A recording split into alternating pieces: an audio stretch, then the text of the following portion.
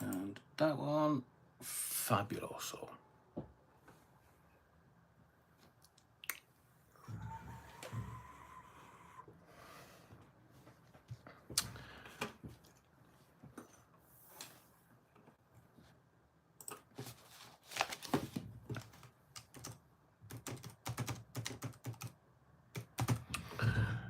Afternoon, everyone. I'm just checking that everything is working fabulously. Evening. Who's that? The Wheels of Steel. After last week's debacle, honestly, do not leave me alone with modern technology. So for those, I'm waiting for everyone to get their feet under the table so we can start. And fairly cold this evening. Firstly, next live stream is going to be on Wednesday, May the 3rd. I've got lots of things to be doing over the next 10 days or so. So Wednesday, May the 3rd, 8 o'clock, 2000 hours. We're going to try that new time simply because I want to find the best time for you, not for me. We've tried 5 o'clock on a Sunday. We're now doing 7 o'clock on the Sunday, which seems to be a little more preferable. And we'll try an 8 o'clock during the week on a Wednesday. We've tried 7 o'clock. So as I've said many times before, we're just finding our feet with the channel. We're trying to work out what's best and what's not. And the way to find out what's best is to just do it and get on with it. So the next live, May the 3rd, 8 o'clock. Wednesday, May 3rd, 8 o'clock. So firstly, I will wish all those that are here so far a happy St. George's Day. Well, I never. I won't get too far into it. Yes. Oh, forgive my manners. Hello, YouTubers. Hello, world. Hello, you're wrongin'. Andy Sinsky, you're wrongin'. To, Alison G. Hello, Adrian. To L from Leeds. Doing not bad. I hope you stay up. Hi, Adrian. To Alan. Hello, Rome. You in here with me? And Andy Sinsky. And to you, Emma L. Alan. Hey, nice to see you. Professor Numpty Heed. Woohoo, it's Adrian. Dingy do. Emma L. Evening, Adrian, and happy St. George's Day to you. Thank you, Emma, and to you too. I don't know. That's what I was going to say. I'm not sure how we're meant to celebrate St. George's Day, but I am going to comment and talk about it tonight, simply because I am a fan of the esoteric, and there's more to St. George and the Dragon than meets the eye. Because if you think about it, 400 or 500 years ago, pretty much the majority of people were ignorant. They were illiterate. They couldn't read or write. So it was symbolism, and they got the story of symbolism from the symbolism. So esoterica is kind of based on that symbolism and depth behind what is actually there. So most people, the detractors will say, oh, St. George, wasn't he Palestinian? Well, it might have been, but there is depth to St. George and the why, the killing of the dragon. So there's a little story to kind of fill you in on the esoteric meaning. And I'll just do it very simply. I won't go into too much depth.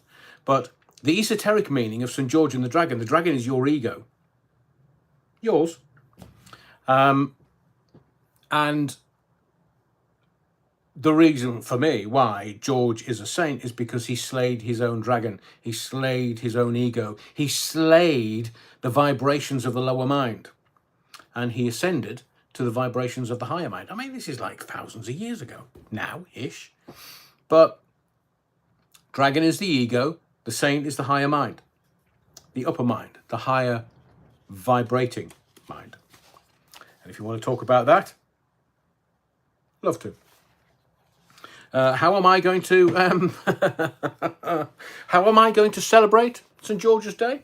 Well, it could have been a roast beef dinner. That's very English. A and a pint of English cider. Maybe, maybe not. I like cider. Cider makes me fart. When I farts, I zappy. When I zappy, I works harder. When I works harder, I drinks more. I like cider. Cider makes me fart. Do you know a poem? I don't know the author. I don't know the origin, but I have said it on air a few times. Was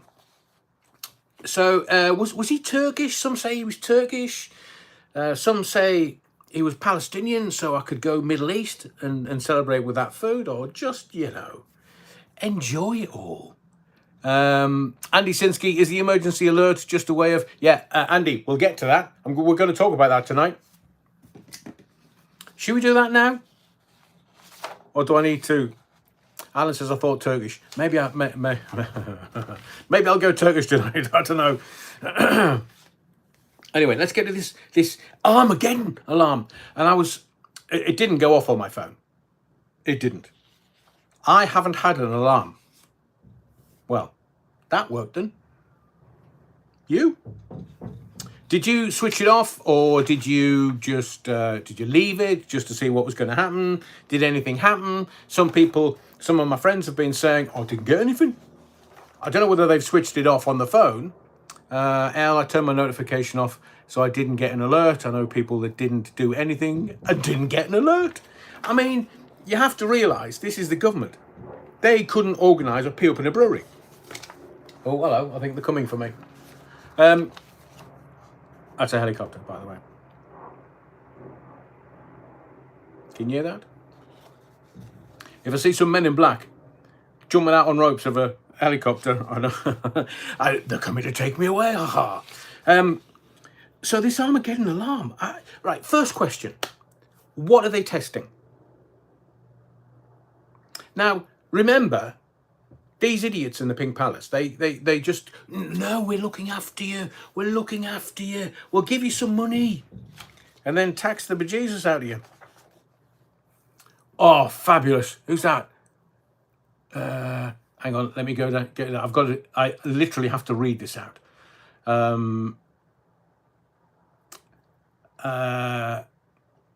EOTS, I videoed my phone from 3 o'clock.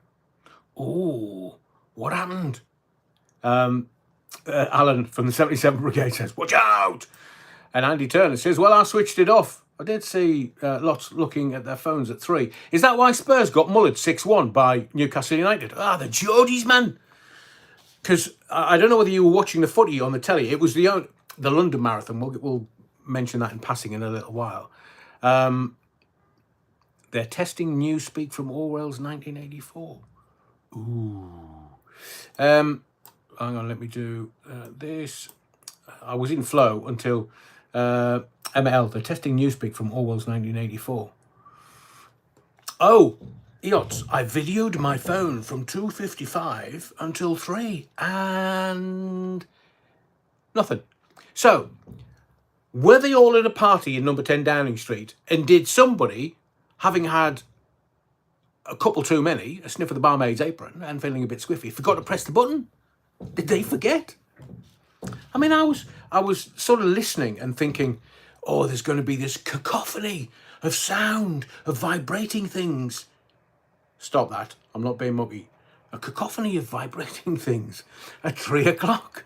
And I'll be able to hear people go, what's this? What's going on? Me phone. Nothing. Nix. Nada. Zero. Absolutely naff all. And he also said, I videoed until 4. And nothing. So has little rich boy, Sunak, kind of not been allowed out of his playpen by the missus and he couldn't press the button? Or is this like, Armageddon? We're all going to die! We're all... Utter rollicks. Let me tell you something. What my English teacher in a certain decade, I'm not giving you the decade because it'll give me age away, 70s. And he said, you're wrong. And it was just a mock alert about Spurs. I mean, 5-0 down at half time. That's a cricket score, not a football score. Anyway, as I was saying. Yeah, Mad Matt UK. I'll get to that in a second. Thank you very much for mentioning it. I thought it was going to be absolute lunacy and carnage and Armageddon and cars would crash and people would be running around screaming their heads off. And nothing. I mean, maybe that was the point. I even walked past a sign saying, don't forget, there's going to be an alarm 3 o'clock Sunday. Listen, whoever decided not to press the button and not have the alarm this afternoon when the whole country was prepared for it, they should be taken out and thrashed. But maybe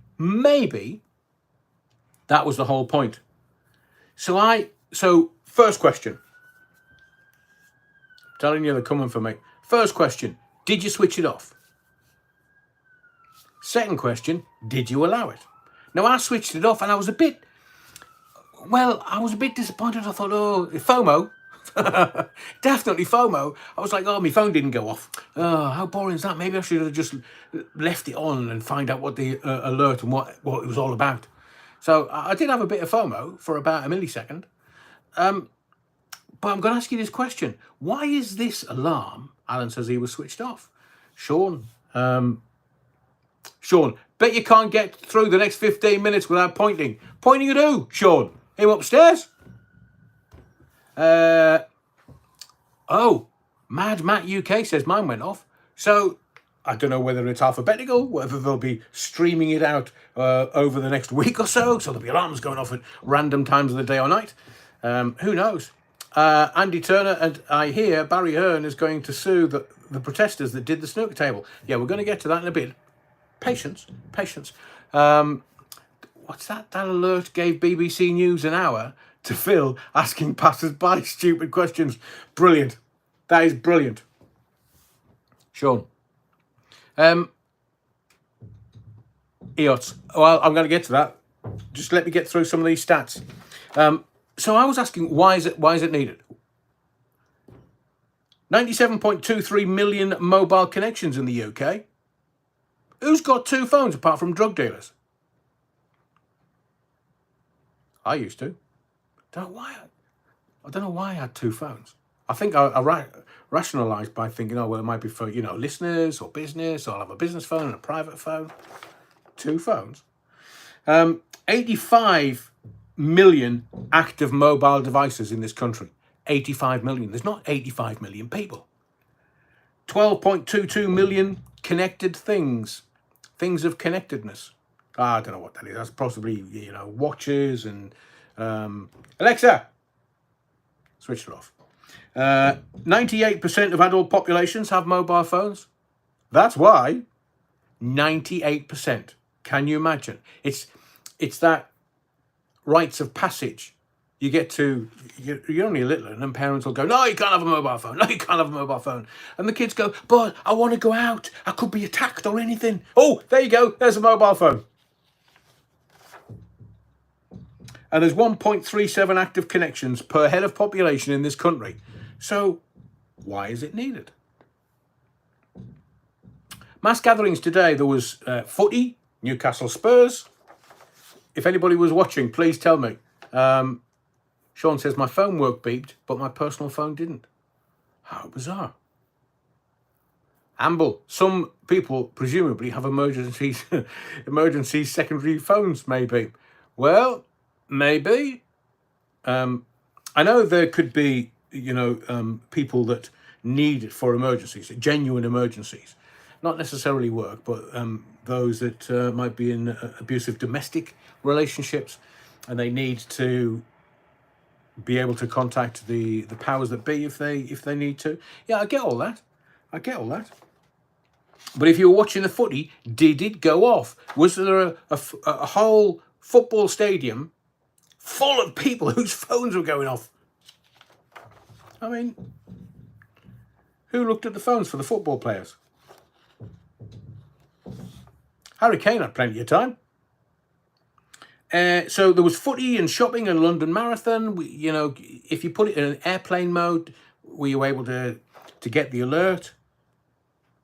Who knows? And how did the London Marathon go this morning? I didn't see it. I was asleep, coming off a night shift. But I have got a number and an entry for the Great North Run in September. I mean, what are you thinking, Adrian? So, half marathon in September. The chunky boy's going to run around, flail around, more like. Alan, Nicola Sturgeon and the SNP MPs have 10 each, all diamond encrusted iPhones. Oh, I get that, Alan. I get that. Andy Turner, Adrian, what do you think of Tim Westwood and his situation? I know Tim. If he's done wrong, then he needs to face the law. Simple as that. And let me also think that, so I'm not breaking the sub judice laws, if I think he's been interviewed, I don't think he's been charged. So once, if there are any charges to bring, like in any court case, once the charges are brought, you can't talk about it because it's sub judice. It's not a fair trial. That's why papers don't, they have to really dance around reporting on certain things once someone's been charged. So, and it's exactly the same for YouTube and exactly the same for online, whether it be any of the other social medias, Facebook, Twitter, Instagram, and of course YouTube. So sub judice always applies. So I don't know whether any charges have been brought. I haven't been watching the case, but I've known, blimey, I've known Westwood first time, 1988. All of the dance, cool, it's a bit hazy because we did get a bit squiffy. But back in 88, there was an organisation called the Disco Mix Club, DMC for short. And they used to just supply all the radio DJs and nightclub DJs with cassettes and music. And every year they would set up a meeting of all the DJs in the country down in London at Peter Stringfellow's Hippodrome. And let me just write that down. I've got a great story. I've got a great radio story for you. So I don't forget it. And I will tell it in a little while. So Tony Prince was the head of DMC, and he sent letters out, and he got all the lads, all the radio boys, to get together at Peter Stringfellow's lap dancing bar.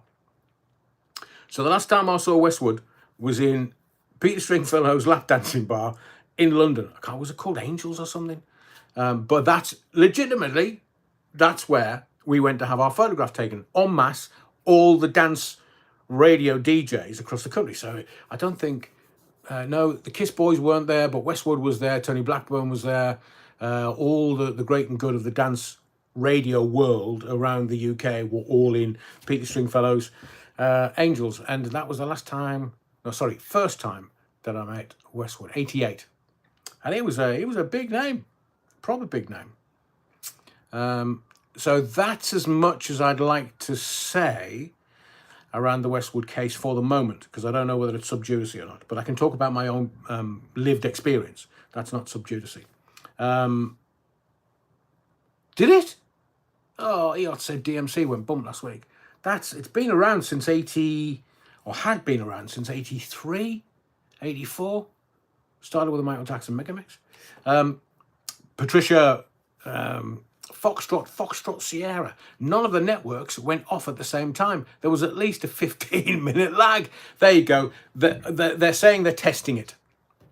They didn't test it very well, did they? Some people did, some people didn't. Adrian, they'll not do anything the first time alert. Of course they won't. They will lull you into false sense of security. No flies on you, Patricia. Eot said 82. Was it really 82? Hang on, couldn't have been. Couldn't have been. When did I started my nightclub career? Oh, it might have been 82. Yeah, it might have been 82. What I wanted to talk about, and it kind of, if I can find my the notes that I made, because April 23rd, this is emergency alert. That's it. It leads on very nicely to this. So I asked the question at the beginning, why did they want to do this?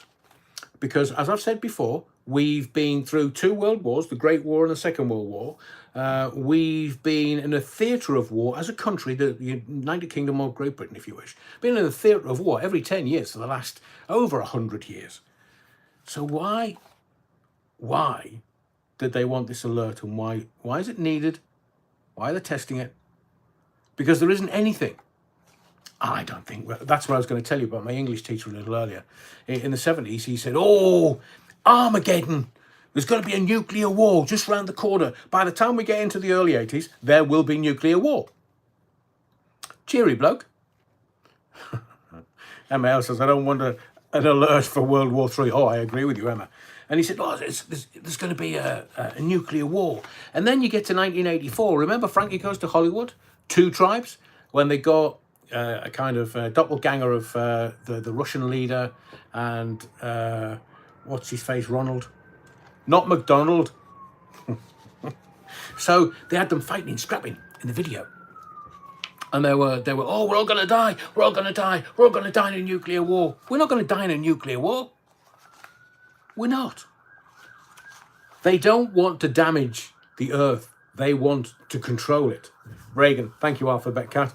But who was the Russian leader that was in the video with him? I can't. Who was it with the hammer and sickle? Birthmark on his head. Was that him? Ambel. How many other countries have this already? Maybe it's just a little kudos to say, we, the UK, have it too. I think America have it. They have it for the storms in the south, don't they? Oh, Gorbachev. Gorby. Thank you, Alphabet Cat and Alan. So it was Gorbachev and Reagan having a bit of a square go, as it's called technically. So they were fighting. 2 tribes go to war. And we never have. 40 years later, we still haven't. Remember the Reds under the bed in the 70s? Well, you might be too young. We had nuclear war in the 80s. And then we had AIDS. Everybody's going to die from AIDS. Remember that? And then chlorofluorocarbons. Oh, the ozone layer. Oh, look at the hole in the ozone layer. We're all going to die. And now 40 years later, we're sort of getting their shtick, really, aren't we? It's just putting us into a state of fear and alarm. That's all. They want us to think, oh! Mad Matt UK. Tornado Alley is kicking off now. Has been for weeks. Yeah, but we don't need the alert for that, though. That's in America. So I had someone... So this ties in very nicely with what we're talking about. I was contacted by someone the other day who shall remain nameless.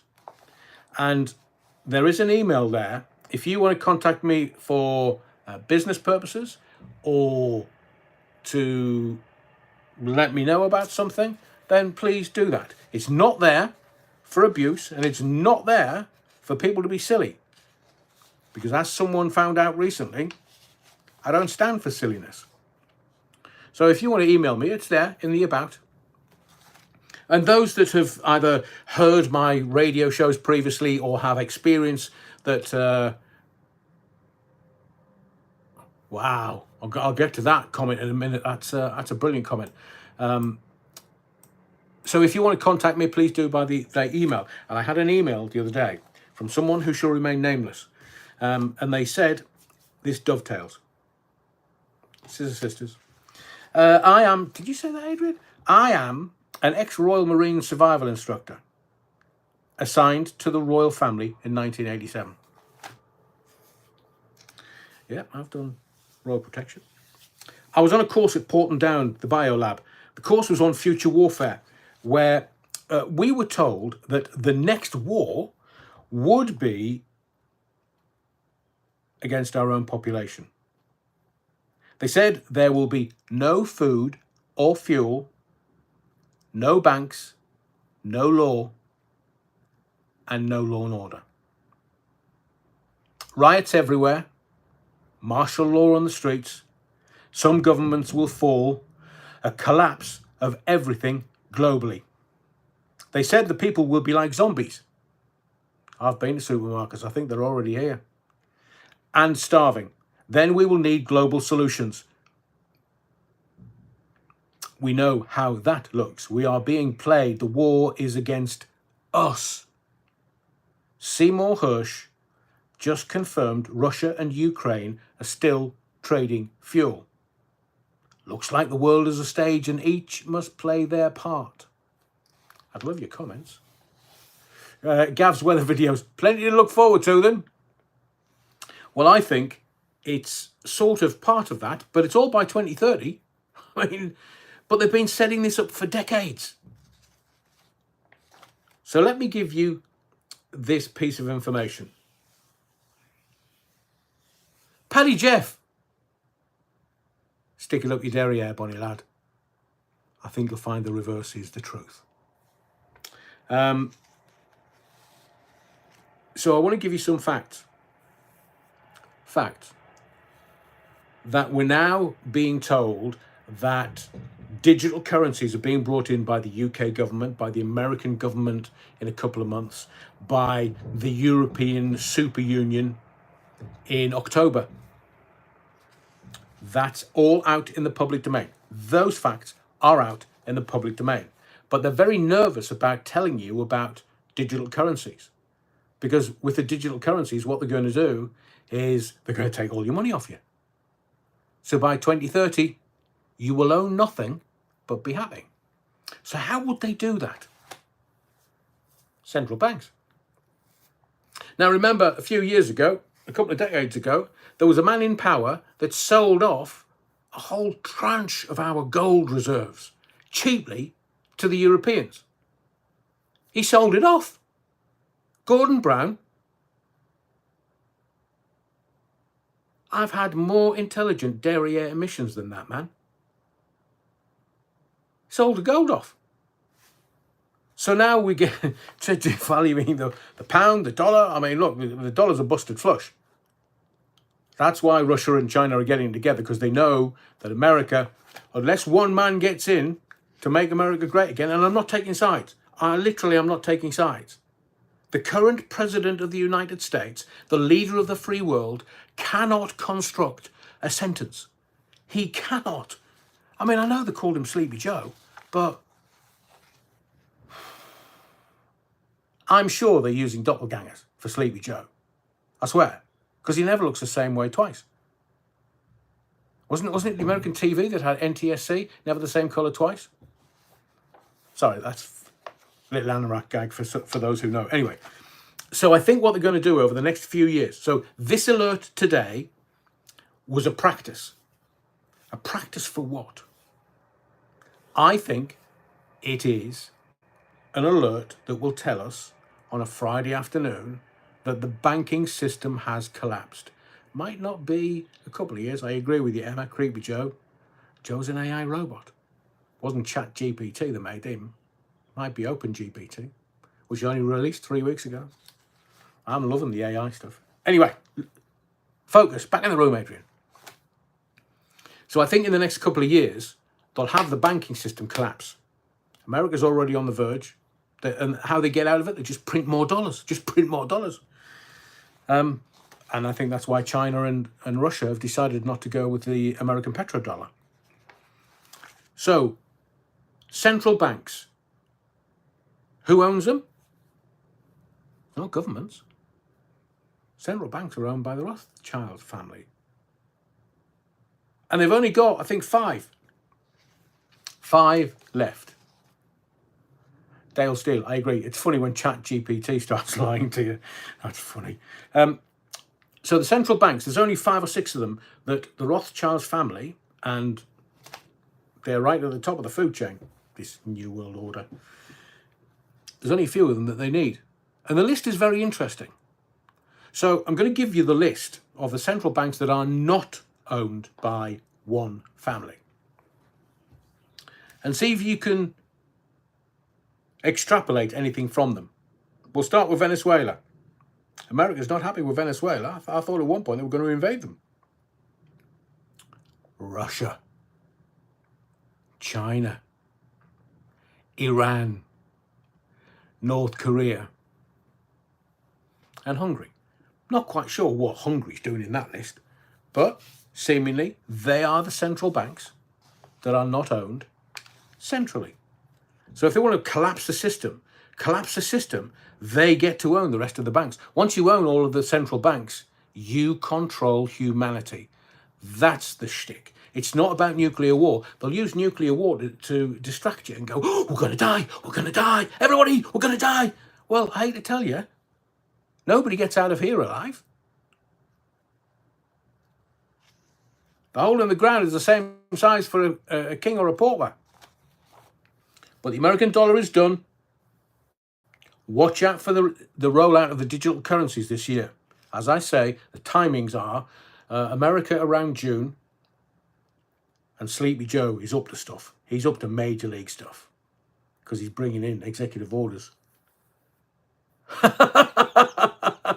Alan, Nottingham Building Society and the European Super Union, that's October. And I think Rich Boy Sunak, the spitting image puppet, said that it was going to be within a couple of months here. So just watch it. I think today's test was a test to make sure that when they announce the banks have collapsed and all of your money that's in the banks have gone, and they do it to everyone, they'll do it in one go worldwide. Watch. No, I'm not psychic. Look, if I was psychic, I'd be winning the lottery every weekend. I'm not. But you can just tell by what they've done over the last, while I've been watching them, the last 50 years or so.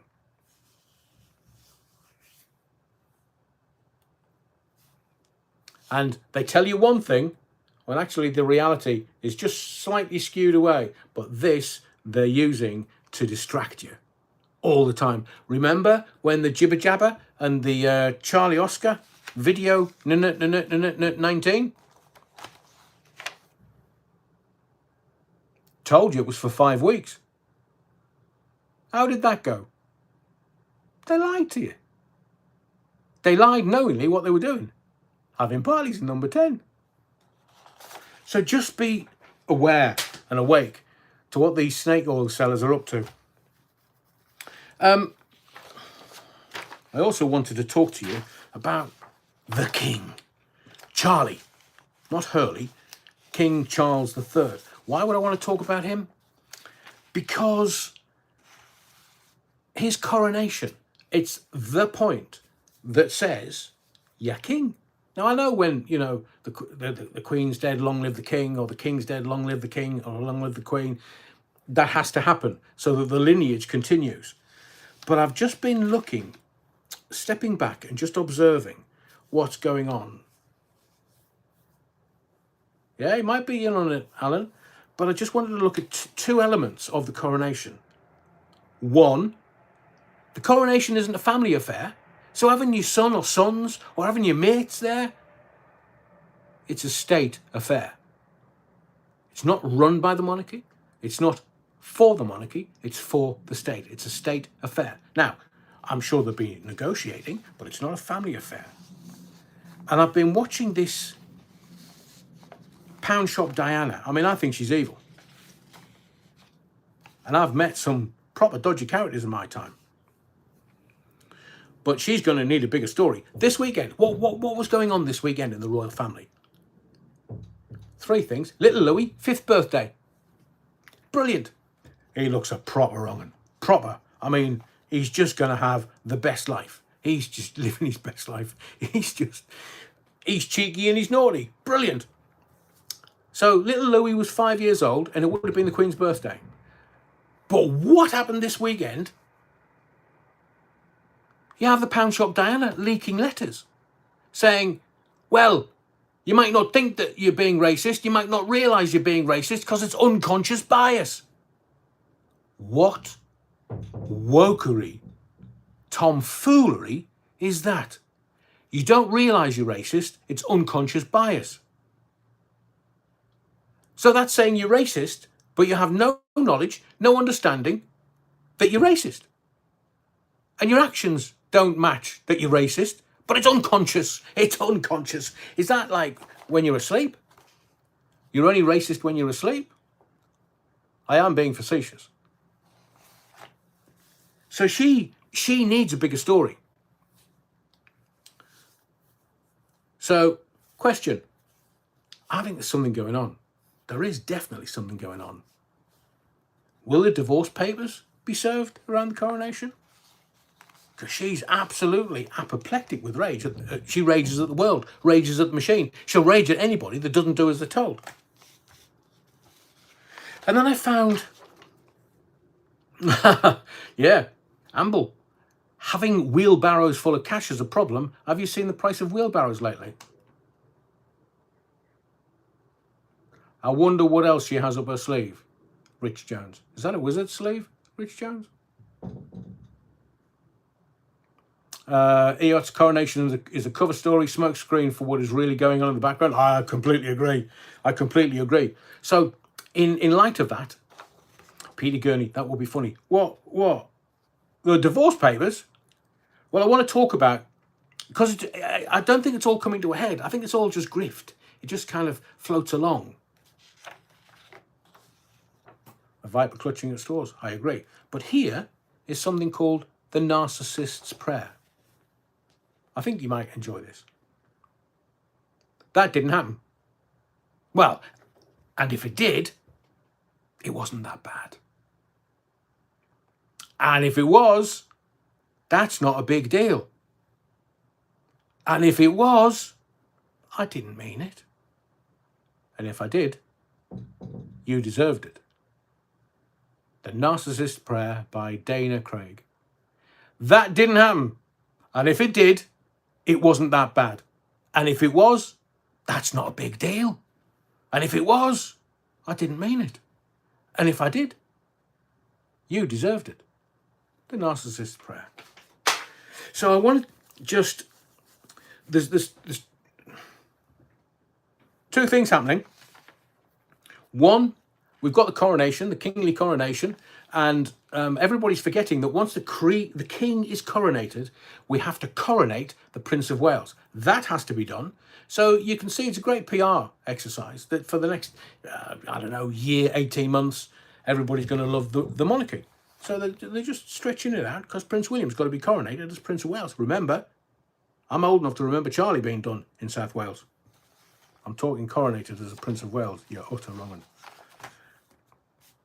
So I think that young Harold is, if there's something going on between him and the pound shop Diana, and it's kind of creaking into divorce-ish, then he wants to be near the honeypot. He doesn't want to be cut off by his family and then literally have his sphericals cut off by his missus. So I think he's in quite a challenging position, but he's stupid. The boy he's just another IQ point. He'd be a lamppost. But he's not stupid enough to know where the honeypot is. But the pound shop Diana has got something else pending that she needs to focus on. Her sister Samantha Markle has refiled her lawsuit for defamation. And literally, pound shop Diana and Harold, the Prince of Canada, can be grilled in deposition. Possibly that's why Harry wants to stay close to his dad. Because his dad can make things happen. His dad can make things disappear. If he wants to. He's the king. Do anything he wants. But why did Harry agree to it 3 or 4 weeks before? It's a game of PR chess. You've got some great players and some great advisors in the background. They never show themselves. They're always out of the shadows. Never show themselves. Peter Gurney has said exactly what I wanted to get to. Who gets the kids? Let me explain that like this. If you've read Tom Bower's book, Revenge, within the book, it alerts to the pound shop Diana losing or getting rid of a child in her late teens, which meant she could never have children. I figure this is a woman that bangs like a barn door in a storm. So there could be slip-ups here and there, but nothing. No children. 3 weddings, 3 marriages, no children. Oh, don't you know about the third? 3 weddings. First one, the family got rid of her. Second one, Trevor Engelson. She sent the rings back in the post. And then Harry, who thought all of his Christmases had come at once. Bless him. So that happened in her teen years. And then Harry's in his 30s when he meets her. And Harry, I would figure, wants kids. He wants kids. I mean, he's looking at William. William's having children left, right and centre. Well, not him, technically. Princess of Wales, Catherine. He wants to have kids. He wants to have what his brother has. And all of a sudden, she appears. This vision of beauty for him. And she knows that he is in his 30s and wants kids desperately. And to be fair, she probably wants him to have kids. So I believe she can't have kids. That's why they've used surrogates. Open secret now, I think. I mean, that moon bump. Something weird going on there. So you've got Meghan, the pound shop Diana, wants to have kids for Harry, but she can't. She knows she can't. So how do you get to marry a prince of the realm, a royal prince? Oh my lord, Harry and preggers. Oh, he's just happy as a pig in its own muck. And then she don't have it. I'm so sorry, Harold. I'm so sorry. It's the very thing that I know you want, and it's the very thing I wanted to give to you. Let's go to a doctor and make sure that we can do it again. Find out that they can't, but he's married by this point. It's the oldest grift in the humankind's history. Somebody falling pregnant and then not. But I believe that the children are his. That's why they're in a line of succession. And let me tell you, for hundreds, if not thousands of years, the monarchy and the royal family always make sure that that child has come out of where it says it was going to come out of and is definitely born to him and or her. So, was there a royal witness at the birth, as there have been for hundreds of years? There's always a witness to confirm to the monarch that that child is who they say it is. Prove who the parents are. It's done by the papers. It's not done by word of mouth, by some high Hegian going, oh yes, definitely. No, watch the birth. You can't fake that. Although we're modern science. So I believe the children are his through a surrogate. They're not hers. And here's what happens. Yeah, Rich Jones, oh geez, that boy's in so much trouble. He's just too daft to realise it. Yeah, I agree. So here's what happens. They are in the line of succession because they're Harry's children, not hers. It's him, his children, that are in the line of succession. So I believe that they are his. They're not hers. And what happens if they divorce? They belong to the monarch. They can't go anywhere else. They belong to the monarch. They become ward of the monarch. They're the monarch's grandchildren. So the monarch can decide. So I think that if they do divorce, she jettisons the kids and goes and lives a very opulent lifestyle for the rest of her life. That's why she wants the VIP status, the person of importance through the courts. Because once you get that for life. So if they divorce, she still has that for life. That's why they're trying for that. Oh, Harry, I need protection. I think he needs protection more than her. And I don't mean by close quarter protection. So if they split or divorce, those children come under the care of the monarch. She won't have a say. They're Harry's, not hers. But this shady BS over the last few days, these leaked letters where, oh, you're unconsciously biased. What the hell does that mean? I mean, can anybody tell me? Do you think, Mad Matt UK, do you think she's on the front page with Archie just so King Charles can't have the front page to himself? Look, the poor old boy, I mean, he's had it tight all of his life. From Tampon Gate. Oh, look, You know, I give you these gags. Takes you half an hour to catch up. So Charlie's had it tight. Remember the conversation with Camilla that they managed to record and find? The intelligence services. When I come back, I want to be a tampon. Yeah, that's Charlie. He's had it tight all of his life. So now he's always loved one woman. And it's evident he absolutely adores Queen Camilla. It's a bit of a stretch.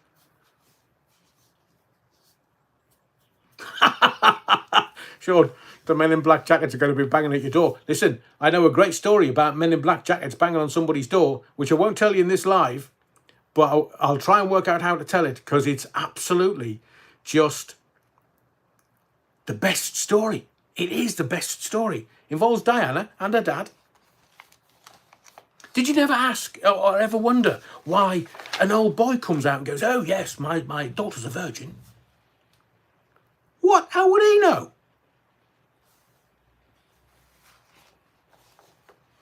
Oh, it's a great story. I've told it at many a cocktail party, but I will when I find a way of being able to tell you, because it just knocks everything out. Everything that you've heard in history about a certain thing, it just flattens. It's all PR. It's all lies. It's all image. So yeah, the pound shop Diana and her shadiness. I was going to talk about Rich Boy Sunak. I mean, I don't know. I look at him. Yeah, let's leave the royal family. You've got 3 weeks. 3 weeks to prepare. Have you got your flags yet? I'm seeing flags everywhere. But, you know, with Charlie on in his military uniform. I mean, it's been his destiny all of his life, from the minute he's kind of popped his head out and going, oh, hello, everyone. That's been his destiny. His destiny is fulfilled May 6th. And I will guarantee you that the pound shop Diana, either just before or just after, is going to come up with something. She's going to divert attention away from him to her. Evil, man, evil. And so long as they can get the Prince of Canada off gear, maybe he will live happily ever after. Yeah, EOTS. World's longest YTS scheme. Can you remember the YTS scheme? It's fabulous. So I want to get to some of your comments, because today it really is rattling by. Yeah, blimey, Elle, that's a great point. I'm surprised we're still allowed to put flags up. Well, and the local councils. I mean, are the local councils sort of putting flags up and going, bloody monarchy? Because most of them are Labour, aren't they? Or the Liberals. What does Liberal actually stand for nowadays?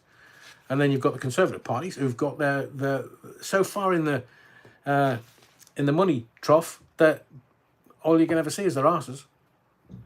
Exactly. Bunch of arses. So, Mr. John Opp. Hi, Adrian. I'm so glad I found you again after all these years. I say that because I can remember very well when you came to South Wales and had a phone-in chat show on Real Radio.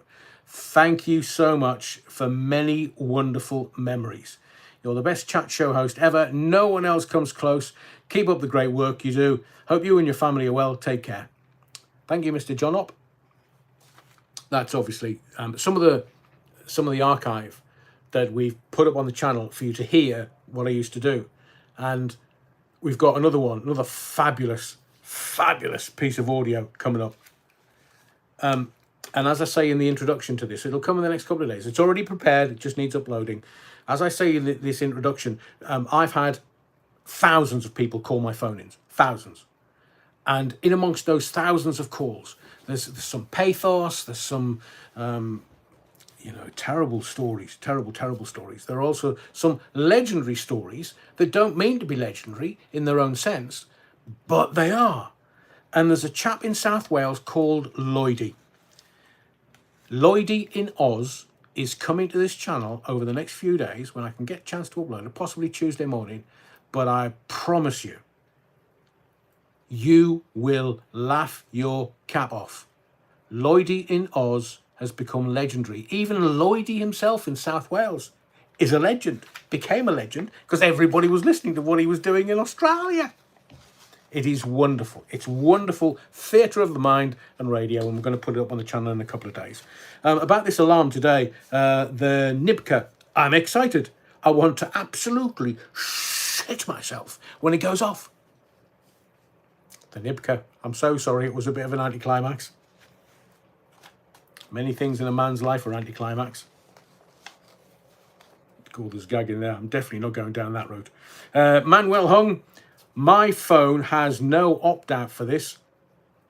Never been happy with the constant furtherance of the Snoopers Charter. Governments are taking Orwell's 1984 as a handbook and pushing it beyond. There will be a reaction to this at some point. Governments are there to represent us, not to force ever more ridiculous control over us. They are not and never have been our overlords. They would do well to remember that. Look, I think they'll run the tests, but they will leave it long enough. It's normally about 2 years. So it's sort of, we knew about the Charlie Oscar video, 19. Adrian, why do you keep saying that? The algorithms can't work out what I'm doing. You know what I'm saying, don't you? So the Charlie Oscar video, 19, for the best part of the noughties, we were told, there's stuff coming, there's stuff coming. I was told that there was a conspiracy theory around the Sydney Olympics at the beginning of the noughties, where they were going to release a virus to everyone that was at the Olympics in Sydney, because then they would travel to the rest of the world and we'd all be baggered. That never happened.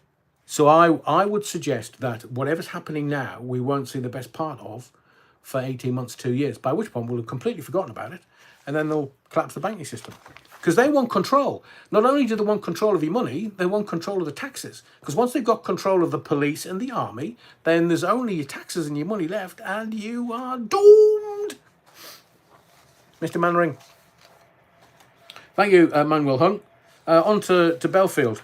Pink Rosa says, hello, Adrian. Hello. I enjoy your videos and live streams, but you've been saying for weeks you would make an Alex video, but still nothing. Well, Pink Roses, thank you for asking. Oh, there is something coming. There is. But we have to... I'm not a guy to step on people's toes. And I need to contact someone just to, it's a courtesy. You know, manners maketh man. It's a courtesy. I need to contact someone just to say, look, this is what I'm doing.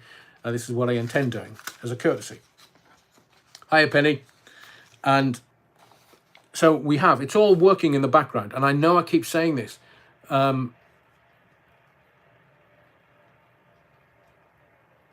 Great stinks. Can you actually construct a sentence, or have you been on too much cooking sherry this afternoon? I know it's Sunday. You know, even Jesus Christ gets a day off. Adrian, cashing in. You are not that great. You are in the same... Honestly, and they let you out in public. So there is, all I'll say is, I know a lot, but this rabbit hole that I'm going down is insane. So I have to be very careful legally about what I'm saying. And I'm making sure that my derriere is covered. But there is stuff coming, I promise you. There's stuff coming. If I could give you Belfield every day, I would give you Belfield every day. The trolls would complain. But I don't care. So Pink Roses, yep.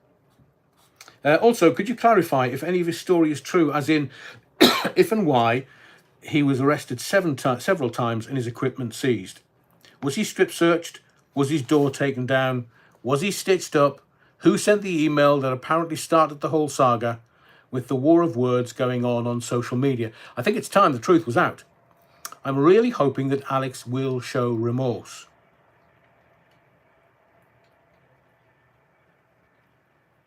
Don't think he's going to.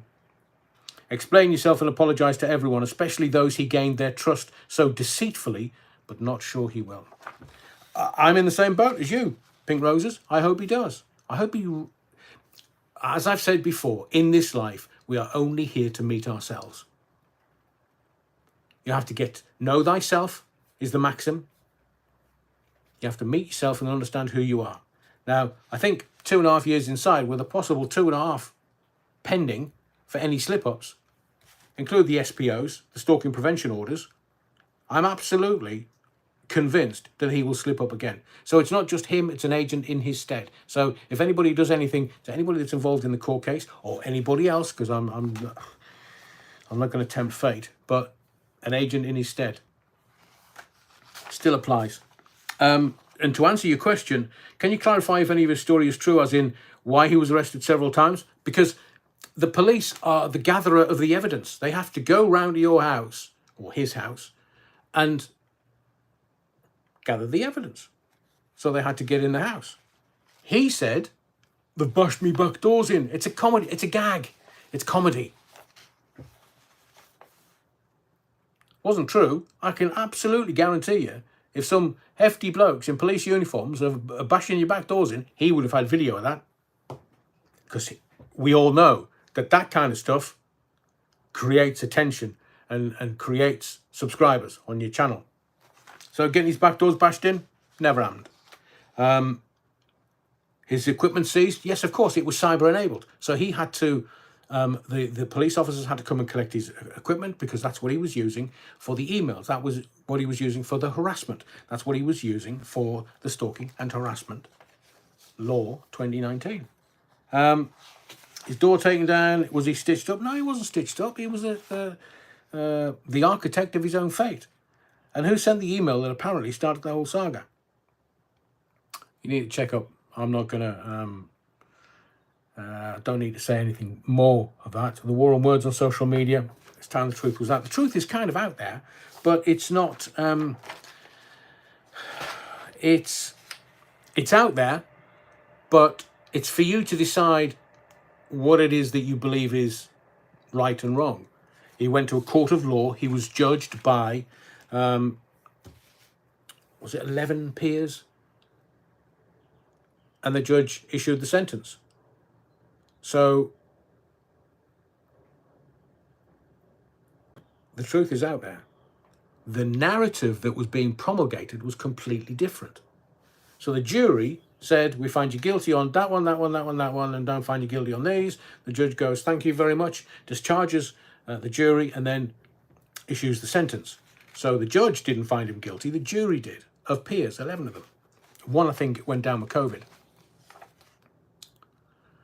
Great stinks. Mate, I have no idea why you're watching this. None. But you're funny. Caring, understanding, 90s type. Mark Lewis, if you want to get some more stuff on Belfield and why he came up with the name, The Voice of Reason, then you need to reach out to a friend of mine who approached Belfield with the idea of a new site, The Voice of Reason, which he has owned the domain for since sometime in 2018, I think. He thought the Belfield would have been in a good position, would have been a good addition to what he was planning, and approached him, which shortly after that, Belfield changed the name of his channel to The Voice of Reason. Mark, if you can get in touch, I'd like to have a conversation with you. Let's dig a little deeper and scratch further under the surface. Thank you for that, Mark. And you have to contact me. There's no way within YouTube of me being able to contact you. So, Mark Lewis, if you can contact me, I would look forward to it. And Mike, Adrian, when I was 11 years old in 2001, I used to listen to Adrian Allen's talk show, I think, every night. I think it was on Real Radio in South Wales. I don't know why, as an 11-year-old, I like listening to this show so much, but I wanted to share a few things that I remembered during this time. I remember one caller used to ring in and make bloop bloop sounds with his lips as if he was a fish. King Goldfish! And if you don't know what Mike's talking about, go and find the King Goldfish video that's on this channel and just have a couple of minutes of giggling. He did it for a few weeks with nobody knowing what was going on. Yeah, I remember. Then one day, the fish's royal interpreter turned up. I can't remember his message, unfortunately.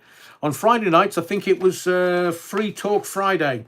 Basically, you could go straight onto the radio without being filtered by a producer first. 11-year-old me must have rung in at least 20 times, talking utter nonsense, non-stop, or playing sound effects. Oh, that was you! Off a 70 sound effects box. It sounds like we're being invaded by space invaders. I remember that, Mike. Now that I know it was you, you're utter wrong. And I remember Adrian saying one time, he cut me off saying I was too young. Oh, honestly, I remember that. So Adrian cut me off and disconnected me, saying, no 12-year-olds allowed. I then ran back instantly to say I was actually 11 before getting cut off again. Brilliant, brilliant. The reason why I had to do that, I'm so glad that you saw it as a joke, was because if I was doing material for 18-year-olds, I couldn't allow anyone under 18 on the show, just to sort of keep us clean from the radio authority, who would quite happily have squashed me at any given chance. One thing that stood out for me, and this is Mike again, one thing that stood out for me, and I swear it's true, is that in 2001, I remember a night where Adrian said something like, I don't know why, but I just really feel something absolutely huge will happen soon. He said it a few times that night. About a month later, it was 9/11. Young me wondered if I needed to contact the FBI. One final thing. Oh, yeah, daddy now then. Cheers, Mike. Love that message. Love reading the message. I really do appreciate it. And I'm glad that in some ways you got a giggle out of the show and you loved interacting with it, and you still have those very happy memories. Thank you, Mike. Appreciate it. Emma L, thanks for another great live, Adrian. Regarding gun culture in the US, you can't put the genie back in the bottle. Sadly, mass shootings will continue and gun crime is an everyday occurrence in the US. Looking forward to your next live and videos. Emma, it's gun crime in the UK. Can't go into too much detail. It's not in the mainstream media, but there's gun crime everywhere. Manchester and Liverpool, oy vey, my life. JP, Adrian, I think this is virtually the last comment, and then we'll round things off. I do appreciate everyone being with me this afternoon. I know I'm overrunning by a couple of minutes, but please indulge me.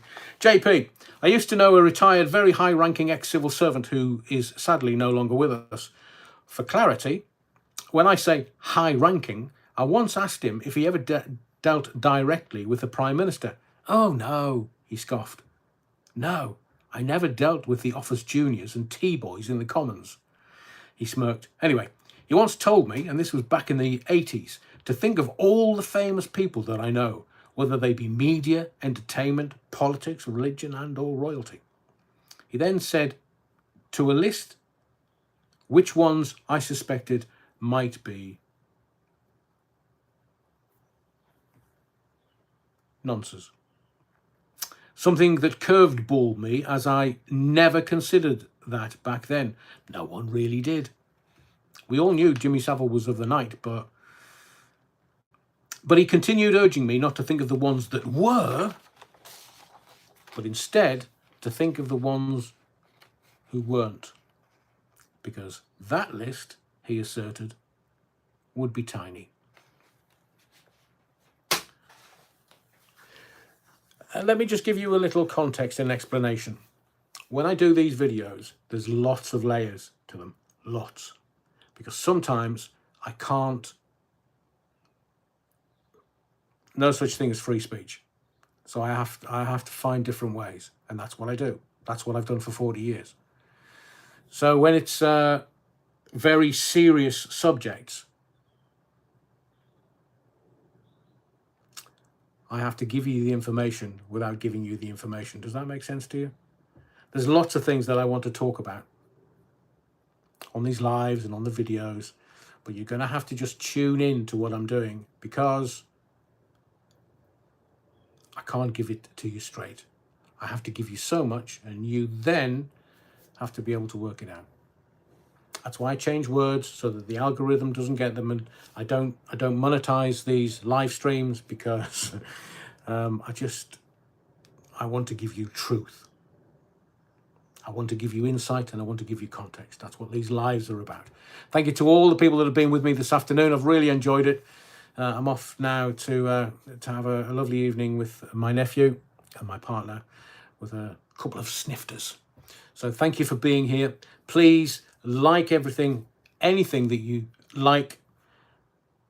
Make sure your subscriptions are still there, and there will be videos coming Tuesday, and we are working on Belfield stuff. I promise you, we're working on them.